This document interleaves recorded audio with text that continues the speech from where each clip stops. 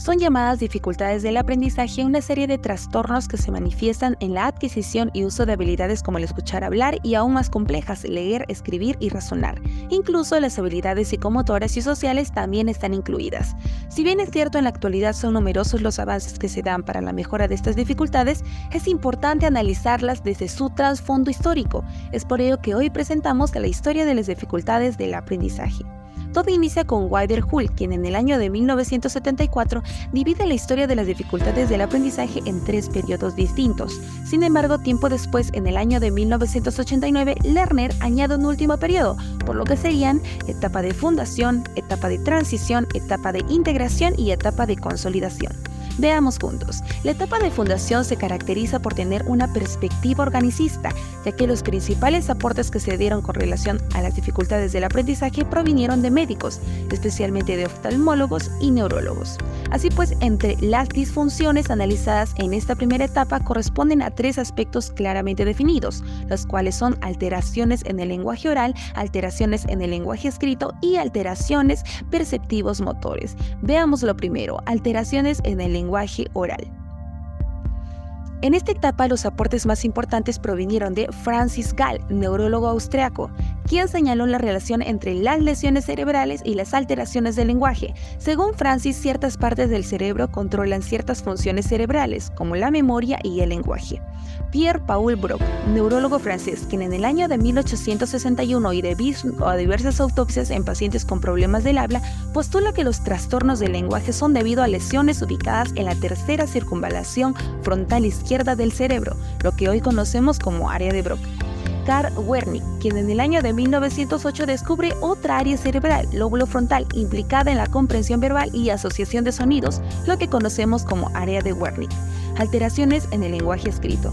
Aquí destacan Hinshaw Wood, un oftalmólogo francés, quien luego de examinar a adultos que repentinamente perdían la habilidad de leer y a niños que simplemente tenían las dificultades con esta, concluyó que existen 3 tipos de memoria, y era específicamente en la memoria visual de palabras, donde a través de una lesión la persona puede desarrollar una ceguera verbal. Esta puede ser congénita debido a un mal desarrollo durante la gestación o adquirida, producto del ambiente, por lo que indistintamente si la persona ve, puede tener dificultades con el reconocimiento de palabras y por ende con la lectura. Otro de los aportes con relación al lenguaje escrito lo obtenemos de Samuel Orton, quien consideró que las dificultades de lectura se debían a un conflicto interhemisférico producido por la ausencia de dominancia cerebral que producía tartamudeo e inversión de letras y sílabas. Alteraciones perceptivos motores. Kurt Goldstein, médico alemán, observó que los adultos que habían sufrido de alguna lesión cerebral presentaban alteraciones motoras perceptivas y emocionales, y comparándolo con los niños, Alfred Strauss en 1947 señaló que ciertos niños con retraso mental manifestaban alteraciones similares a las descritas por Goldstein, por lo que recomendó la creación de ambientes alternativos a los centros ordinarios que favorezcan el aprendizaje. Y ya en el año de 1973, y siguiendo los postulados de Strauss, Halligan y Cruikshank apostaron por un cambio, primero en cuanto a una educación integradora y segundo en cuanto al uso de metodologías educativas que apoyan a los niños con daño cerebral y retraso mental. Fase de transición.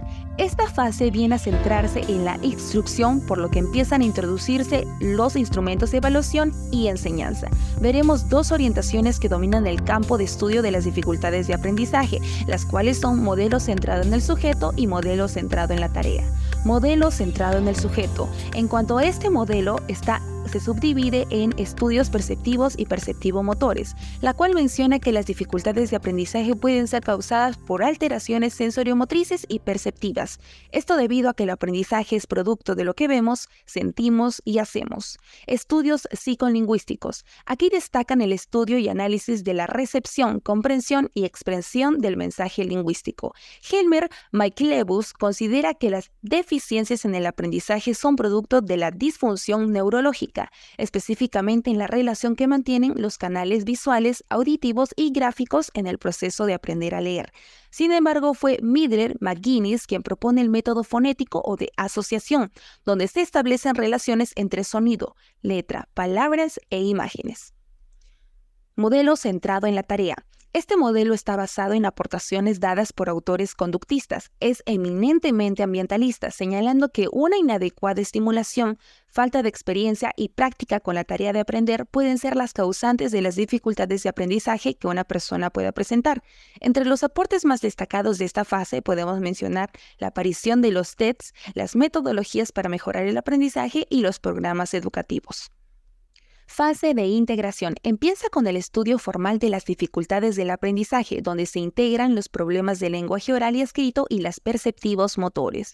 Entre los eventos más importantes de esta fase destacan la aparición de movimientos sociopolíticos y educativos conformados por padres y maestros para la detección de niños con dificultades de aprendizaje, el nacimiento de la Asociación de Niños con Dificultades de Aprendizaje ACLD y posteriormente llamada LDA. En 1963, Samuel Kirk acuña el término dificultades de aprendizaje para referirse a los niños que presentan problemática escolar y por lo tanto necesitan ayuda. También destaca el estudio científico de las dificultades de aprendizaje mediante la Ley 91-230 del país norteamericano. Y finalmente, específicamente en los Estados Unidos, se proponen programas de educación individualizada, así como el asesoramiento de padres en el proceso de evaluación e intervención. Sin embargo, luego de grandes avances y del aumento de investigaciones en torno a las dificultades de aprendizaje, aparecieron problemas en torno a las diversas ambigüedades de algunos términos. Por ejemplo, según un informe sobre las características de más de 3.000 niños con supuestas dificultades de aprendizaje, se constataron que muchos de ellos no presentaban dificultades del aprendizaje específicas, sino generales, por lo que empezaron las cuestiones sobre a qué grupo debería de pertenecer, sean los específicos o generales. Así fue como en diciembre de 1977, con el fin de determinar definiciones específicas, se establecieron criterios oportunos y libres de malinterpretaciones. Sin embargo, a pesar de las acciones tomadas, la insatisfacción llegó a la tarea de la Ley Federal de los Estados Unidos. Fase de consolidación. En esta fase resurgen debates que anteriormente se creían cerrados, como el debate sobre la definición de dificultades de aprendizaje. Asimismo, se brindan nuevos aportes que permiten la consolidación sobre este tema. A continuación, se centra en dos aspectos. Veámoslos. Primero, la reapertura del problema de la definición. A pesar de que en la actualidad persiste este problema, por consenso solo 2 definiciones han sido aceptadas por la LDA, por considerarlas completas e integradoras, de las cuales la de la National Joint Committee for Learning Disabilities, propuesta en el año de 1988, goza de aceptación mayoritaria. 2. La ampliación del campo de las dificultades del aprendizaje. Aunque en las etapas de transición e integración el estudio solo se realizaba con niños del nivel primario, en la actualidad se ha ampliado dicha brecha, donde bajo supervisión es posible identificar en cierto grado y proporcionar ayuda a niños en la etapa preescolar e incluso posterior a esta, como en adolescentes y adultos que no han sido detectados a temprana edad, con la oportunidad de que no fracasen y puedan mantenerse vigentes y en sincronía con su aprendizaje. A su vez, también se han extendido el grado de discapacidad, siendo posible clasificarlos según la severidad, en leves, moderados y graves, siendo los últimos los que más ayuda necesiten. Así pues, incluso en la actualidad persisten los estudios con relación a las dificultades de aprendizaje. Recordemos que este viaje involucra también la participación de los padres, de la comunidad misma y, como es obvio, de los docentes. Y recuerda, querido maestro, si un niño no puede aprender de la manera en que le enseñas, quizá tú debas enseñarle de la manera en que ellos aprenden.